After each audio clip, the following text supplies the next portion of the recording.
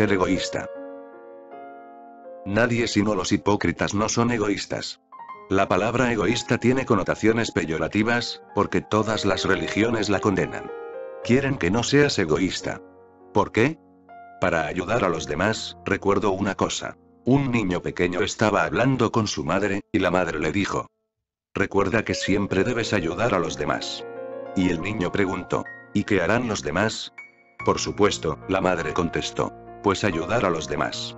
Y el niño replicó: pues qué raro. ¿Por qué no te ayudas a ti mismo en lugar de ir de acá para allá liándolo todo? El egoísmo es algo natural. Sí, llega un momento en el que compartes siendo egoísta. Cuando te encuentras en un estado de júbilo desbordante, puedes compartir. En este mismo momento, muchas personas desdichadas ayudan a otros desdichados, como el ciego que guía a otros ciegos. ¿Qué ayuda pueden ofrecer? Es una idea muy peligrosa, que se ha impuesto durante siglos enteros. La maestra de una pequeña escuela dijo a sus alumnos: debéis hacer una buena obra al menos una vez a la semana. Un niño preguntó: ¿podría ponernos algún ejemplo de buena obra, por favor? No sabemos qué es lo bueno. La maestra dijo: pues por ejemplo, una señora ciega que quiere cruzar la calle, y la ayudáis. Eso es una buena obra. A la semana siguiente, la maestra preguntó a sus alumnos: ¿se ha acordado alguno de vosotros de hacer lo que os dije? Solo 3 niños levantaron la mano, y la maestra dijo: vaya, casi nadie ha hecho nada. Pero, en fin, al menos, 3 chicos han hecho algo bueno. Preguntó al primero: ¿qué has hecho tú? El niño respondió: justo lo que usted nos dijo. Ayudar a una viejecita ciega a cruzar la calle. La maestra dijo: eso está muy bien, y Dios te bendecirá. Preguntó a otro niño: ¿y qué has hecho tú? El niño respondió: lo mismo, ayudar a una viejecita ciega a cruzar la calle. La maestra se quedó un tanto perpleja. ¿De dónde habían sacado a tantas viejecitas ciegas? Pero como era una ciudad grande, a lo mejor habían encontrado 2. Preguntó al tercer niño, que contestó: lo mismo que ellos, ayudar a una viejecita ciega a cruzar la calle. La maestra dijo: ¿pero dónde encontrasteis a 3 ciegas? Y los niños respondieron: no lo entiende, no eran 3 señoras ciegas, sino una. Y menudo trabajo ayudarla a cruzar la calle. No paraba de dar golpes y de gritar, porque no quería cruzar la calle. Pero nos habíamos empeñado en hacer una buena obra, aunque la gente nos gritaba. Pero nosotros dijimos: no se preocupen. Vamos a llevarla hasta la otra acera. Todos te dicen que ayudes a los demás, cuando ellos mismos están vacíos. Te dicen que ames a los demás, a tu prójimo, a tu enemigo, pero no que te ames a ti mismo. Directa o indirectamente, todas las religiones dicen a la gente que se detesten a sí mismos. Una persona que se detesta no puede amar a nadie, solo fingir. Lo fundamental es quererte a ti mismo tan plenamente que el amor te desborde y llegue a los demás. No estoy en contra de compartir, pero sí rechazo el altruismo. Defiendo el compartir, pero en primer lugar hay que tener algo que compartir. Y entonces no haces un favor a nadie. Por el contrario, le debes un favor a la persona que recibe algo de ti. Deberías sentirte agradecido, porque el otro podría haber rechazado tu ayuda, pero ha sido generoso. Insisto en que el individuo debería ser tan feliz, tan dichoso, tan silencioso y agradecido como para empezar a compartir, porque está satisfecho. Tiene tanto como una nube que puede descargar la lluvia. Que se apague la sed de los demás, que se apague la sed de la tierra, es algo secundario. Si cada individuo está lleno de júbilo, de luz, de silencio, lo compartirá sin que nadie tenga que decirle que lo comparta, porque compartir es una alegría. Darlo proporciona más alegría que recibirlo. Pero para eso habría que cambiar toda la estructura. No habría que decirle a nadie que sea altruista. Si son desdichados, ¿qué pueden hacer? ¿Están ciegos? ¿Qué pueden hacer? ¿Han desperdiciado su vida? ¿Qué pueden hacer? Solo pueden dar lo que tienen. Y por eso las personas ofrecen tristeza, sufrimiento, angustia y ansiedad a cuantos entran en contacto con ellas. ¿Y eso es altruismo? No. Yo preferiría que todo el mundo fuera completamente egoísta. Todo árbol es egoísta, porque lleva agua a sus raíces, savia a sus ramas, hojas, frutos y flores. Y cuando florece, despliega su aroma para todos, ya sean conocidos o desconocidos. Cuando está cargado de frutos, los comparte, los ofrece. Pero si enseñas a esos árboles a ser altruistas, morirán, como muerta está la humanidad, esos cadáveres andantes. ¿Y hacia dónde andan? Se dirigen a la tumba, a descansar en la tumba. La vida debería ser una danza, y la vida de todos puede ser una danza. Una música, con la que puedes compartir algo, con la que tienes que compartir. No voy a insistir, porque esta es una de las leyes fundamentales de la existencia. Cuanto más compartes tu dicha, más crece. Pero yo enseño el egoísmo. Una técnica de meditación: primero siente la conciencia de cada persona como tu propia conciencia. Así, dejando a un lado toda preocupación por ti mismo, sé cada uno de los seres. Siente la conciencia de cada persona como la tuya. Así es en realidad, pero no se siente así. Sientes tu conciencia como tuya, y no sientes la conciencia de los demás. Como mucho, deduces que hay otros que también son conscientes, y lo deduces porque piensas que, como tú eres consciente, otros seres como tú también deben de serlo. Se trata de una deducción lógica, pero no lo sientes como algo consciente. Es como cuando te duele la cabeza. Lo sientes y tienes conciencia del dolor. Pero si le duele la cabeza a otra persona, lo deduces, pero no sientes su dolor. Simplemente deduces que, diga lo que diga, debe de ser verdad y parecerse a lo que tú sientes, pero en realidad no lo sientes. La sensación solo se produce si te haces consciente de la conciencia de los otros. Si no, se trata de una deducción lógica. Crees, confías en que los demás dicen algo honradamente y que merece la pena creerlo porque tú tienes experiencias similares. Según cierta escuela filosófica, no se puede saber nada acerca del otro, es imposible. Como mucho se pueden hacer deducciones, pero no saber nada con certeza acerca del otro. ¿Cómo puedes saber que otros sienten dolor como tú, que tienen angustias como tú? Los demás están ahí, pero no podemos entrar en ellos, solo rozar la superficie. Su ser interno permanece oculto, y todos estamos encerrados en nosotros mismos. No sentimos el mundo que nos rodea, sino que lo deducimos racional, lógicamente. La mente dice que está ahí, pero no llega al corazón. Por eso nos comportamos con los demás como si fueran cosas, no personas. Nuestra relación con las personas es igual que con las cosas. Un hombre actúa con su mujer como si fuera un objeto, porque la posee. La mujer posee a su marido, como un objeto. Si actuáramos con los demás como si fueran personas, no intentaríamos poseerlos, porque solo se pueden poseer los objetos. Una persona significa libertad. No se puede poseer a una persona. Si intentas poseerla, la matarás, se convertirá en un objeto. Nuestra relación con los demás no es de yo-tú. En el fondo es un yo-ello. El otro es un simple objeto para manipular, usar, explotar. Por eso el amor resulta cada vez más imposible, porque amar significa considerar al otro como una persona, libre, tan valiosa como tú. Este método y otros similares aparecen en el libro de los Secrets, del mismo autor, Osho. Compartido, por este canal hace 5 años. Si actúas como si todo fuera un objeto, tú eres el centro y los objetos están ahí para utilizarlos. La relación es utilitaria. Las cosas no tienen valor en sí mismas. El valor reside en que puedes utilizarlas, en que existen para ti. Puedes tener un vínculo con tu casa. La casa existe para ti, es algo útil. El coche existe para ti, pero la esposa no existe para ti, ni el marido. El marido existe para sí mismo, y la esposa para sí misma. Una persona existe para sí misma. En eso consiste ser una persona. Y si dejas que la persona sea persona y no la reduces a la categoría de objeto, empezarás a sentirla. Si no, no podrás sentir, y tu relación se limitará a lo conceptual, lo intelectual, de mente a mente, de cabeza a cabeza, pero no de corazón a corazón. Esta técnica dice: siente la conciencia de cada persona como tu propia conciencia. Resulta difícil, porque en primer lugar hay que sentir a la persona como tal persona, como un ser consciente. Jesús dice: ama a tu prójimo como a ti mismo. Es lo mismo, pero en primer lugar, has de considerar al otro como una persona. Debe existir por derecho propio, no ser explotada, utilizada, manipulada. No como un medio, sino como un fin en sí misma. En primer lugar, el otro debe ser una persona, debe ser un tú, tan valioso como tú mismo. Solo entonces puede aplicarse esta técnica.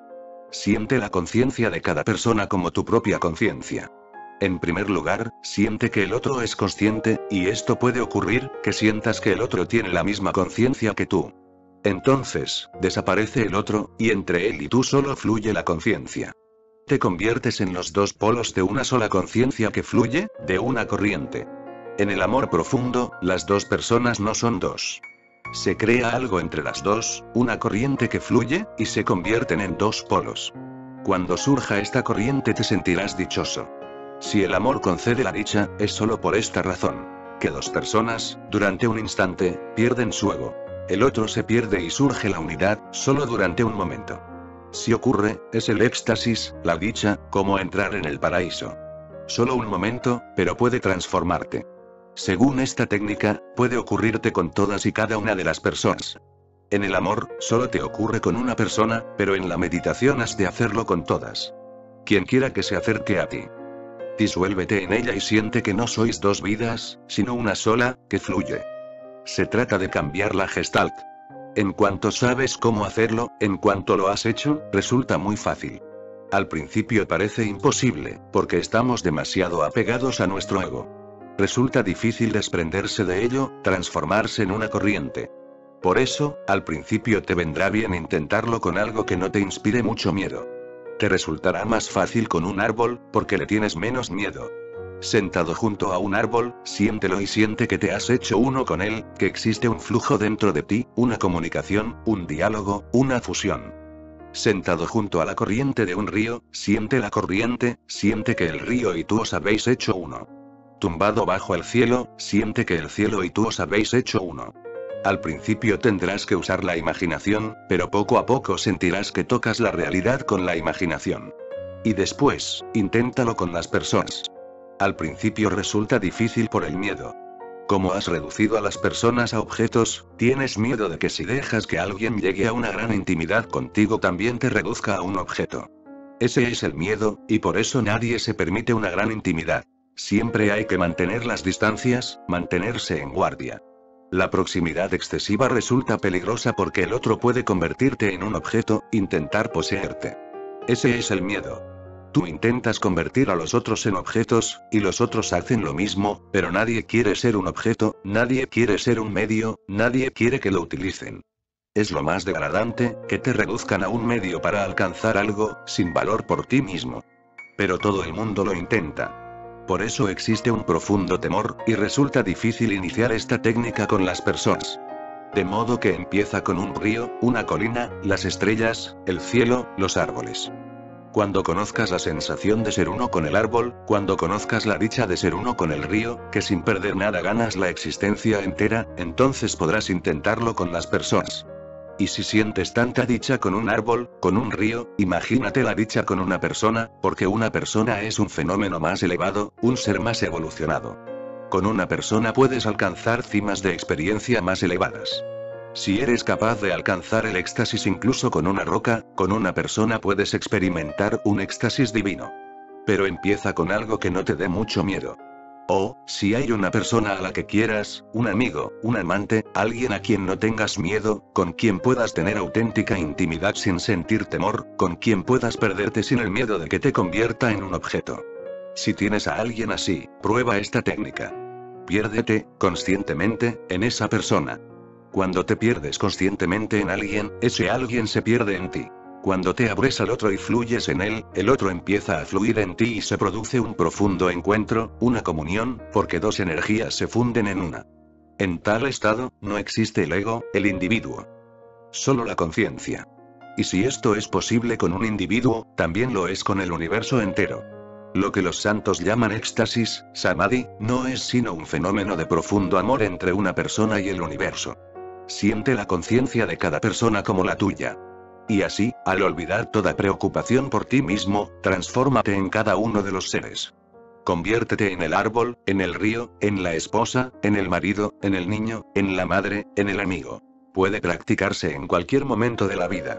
Pero al principio te resultará difícil, y debes practicarlo al menos 1 hora al día. Durante esa hora, transfórmate en cualesquiera personas o cosas que te rodeen. Te preguntarás cómo ocurre. No hay forma de saberlo, tienes que experimentarlo. Siéntete con el árbol y siente que te has transformado en el árbol. Y cuando sople el viento y el árbol se ponga a temblar y estremecerse, siente el temblor y el estremecimiento. Cuando salga el sol y el árbol cobre vida, siente esa vida. Cuando caiga un chaparrón y el árbol se quede satisfecho y contento, tras la larga sed, tras una larga espera, siente la satisfacción y el contento del árbol. Y entonces te darás cuenta de los sutiles cambios de humor, de los matices de un árbol. Llevas años enteros viendo ese árbol, pero no conoces sus cambios de humor. A veces está feliz, a veces se siente desdichado. Otras veces está triste, preocupado, frustrado, o dichoso, extático. Son cambios de humor. El árbol está vivo y siente. Si tú te haces uno con él, lo sentirás.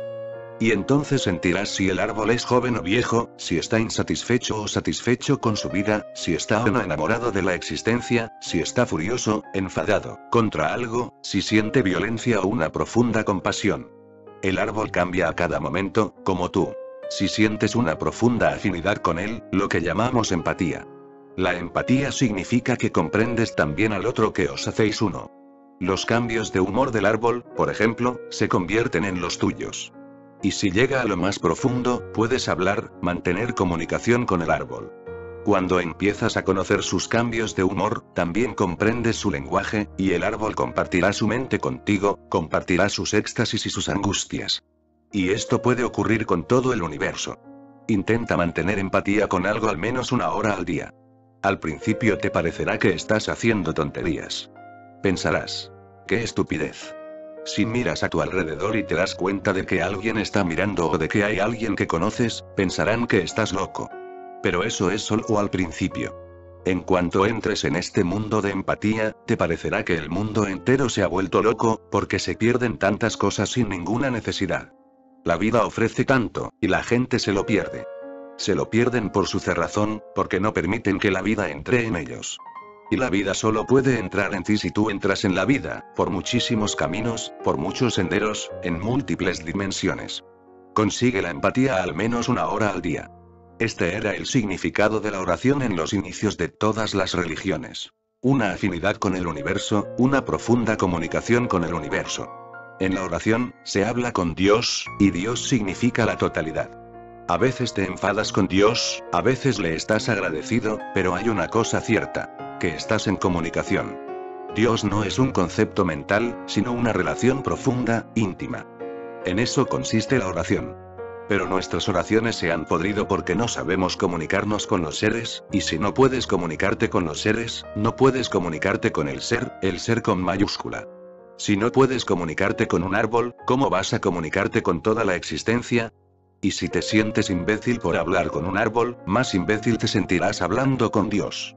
Deja 1 hora todos los días para que tu mente pueda orar, pero tu oración no tiene por qué expresarse verbalmente. Es una cuestión de sentimientos. No hables con la cabeza. Siéntelo. Toca el árbol, abrázalo, bésalo. Cierra los ojos y quédate con el árbol como si fuera la persona a la que amas. Siéntelo, y muy pronto comprenderás, en lo más profundo, lo que significa dejar tu propio ser y convertirte en el otro. Siente la conciencia de cada persona como tu propia conciencia.